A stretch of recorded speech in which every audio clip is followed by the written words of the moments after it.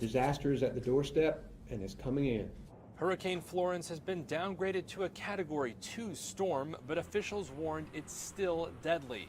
On late Wednesday, it was barreling towards the east coast of the U.S., and despite the rank down, the punch Florence packs is still serious.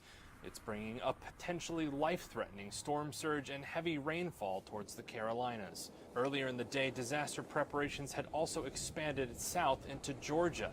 The state's issued a state of emergency for all counties. North Carolina's governor warned residents there not to be complacent. If you've been asked to evacuate, don't wait. Leave now. You put your life at risk by staying. The National Hurricane Center said Florence was seeing maximum sustained winds of 110 miles per hour and that the storm had grown in size. It's expected to drive storm surges as high as 13 feet and bring up to 40 inches of rain to parts of North Carolina.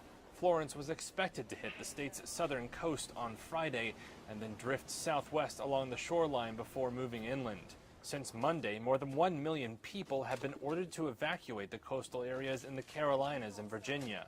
Officials in Wilmington, North Carolina warned residents they won't attempt to rescue anyone once wind speeds top 50 miles per hour. President Donald Trump, who faced fierce criticism for his administration's handling of Hurricane Maria in Puerto Rico, also insisted they're ready. Tremendous people working on the hurricane, first responders, law enforcement, and FEMA, and they're all ready, and we're getting tremendous accolades from politicians and the people. We are ready, but this is going to be one of the biggest ones to ever hit our country. Back in the Carolinas, businesses were boarded up and streets looked deserted as the region hunkered down for what could be the most powerful storm in nearly 30 years.